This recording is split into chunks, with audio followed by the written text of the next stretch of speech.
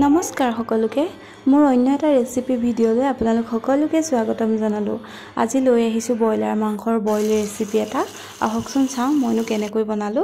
এয়া প্ৰথমতে ব্ৰইলাৰখিনি ভালদৰে ধুই ললো আৰু এইখিনি বনাবৰ কাৰণে বিলাহী, আদা, নহৰু, পিয়াজ, আলু আৰু ধনিয়া আৰু এটা ভোট জলকীয়া লৈ লৈছো। পিয়াজ আৰু বিলাহীখিনি এনেকৈ চপাৰত চপ কৰি ল'ম।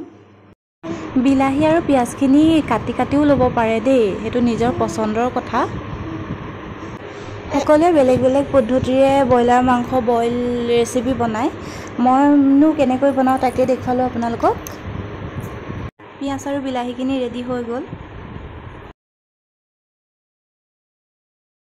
এতিয়া মাংসখিনি মেৰিনেট কৰি ল'ম।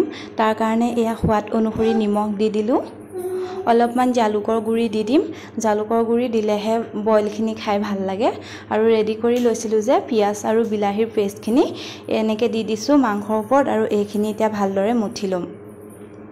এইখিনি এতিয়া 10 মিনিটমান সময়ৰ কাৰণে ঢাকি থৈ দিম। তাৰপিছতে আৰু বনাম।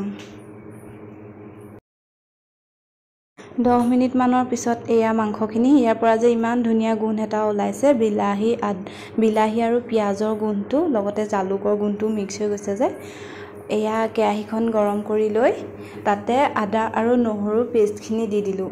ইয়াতে মই অকণমানো তেল ব্যৱহাৰ কৰা নাই, দেখিছে। এইখিনি অকণমান শুকানকৈ ভাজি ল'ম। ইয়াতে এতিয়া মেৰিনেট কৰি থোৱা মাংসখিনি এনেদৰে দি দিলোঁ। এইখিনিও এতিয়া লৰাই তেতিয়ালৈকে ভাজি থাকিম যেতিয়ালৈকে ইয়াৰ পৰা এক্সট্ৰা পানীখিনি শুহি নাযায়। ইয়াৰ পৰা অলপমান পানী ওলাব, সেইখিনি একেবাৰে শুকাই যোৱালৈকে ভাজি থাকিম। ৰেচিপিটো একো নতুন নহয় বাৰু, সকলোৰে বনাই খায়েই চাগে, কিন্তু মইনো কেনেকৈ বনাই খালোঁ সেয়া আপোনালোকক দেখুৱালোঁ। এয়া দেখিছে মাংসখিনিৰ পৰা এক্সট্ৰা পানী ওলাই আহি আছে। গোন্ধটো কিন্তু বহুত ধুনীয়া ওলাইছে দেই। অকণমান জ্বলা হ'বৰ কাৰণে বিহ জলকীয়া অকণমান দি দিছোঁ। আপোনালোকে নিজৰ সোৱাদ অনুসৰি পচন্দ অনুসৰি দিব পাৰিব। কাটি লোৱা আলুখিনিও এনেদৰে দি দিছোঁ ইয়াৰ ওপৰতে। এক্সট্ৰা পানীখিনি দেখিছে শুকালে, এতিয়া ইয়াতে আমি পানী এড কৰিম।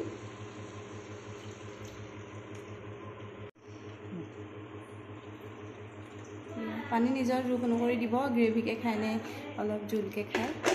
এই মাংসখিনি আৰু আলুখিনি সিজালৈকে মাজে মাজে লৰাই থাকিব লাগিব, উতল আহিবলৈ দিব লাগিব। তাৰপিছত আলু আৰু মাংস সিজিলে আৰু ৰেডি। এয়া মাংস উতলি আছে, প্ৰায় হৈয়ে গ'ল আৰু আলুও সিজিলে, মাংসও সিজিলে। আৰু অকণমান দেৰি ৰখাৰ পিছতে আৰু মাংস ৰেডি। একেবাৰে শেষত ধনিয়া দি দিছোঁ। এই ধনিয়া দিয়াৰ পিছতে ইয়াৰ পৰা যে ইমান ধুনীয়া গোন্ধ এটা ওলাইছে নহয়। এয়া দেখিছে মাংস প্ৰায় হৈয়ে গ'ল। আপোনালোকে মোৰ ভিডিঅ'টো চাই কেনেকুৱা পালে বাৰু? যদিহে ভিডিঅ'টো চাই ভাল পালে লাইক কমেণ্ট কৰিব, লগতে মোৰ চেনেলটো প্লিজ ছাবস্ক্ৰাইব কৰিবলৈ নাপাহৰিব দেই। আজিলৈ আহিছোঁ, বাই।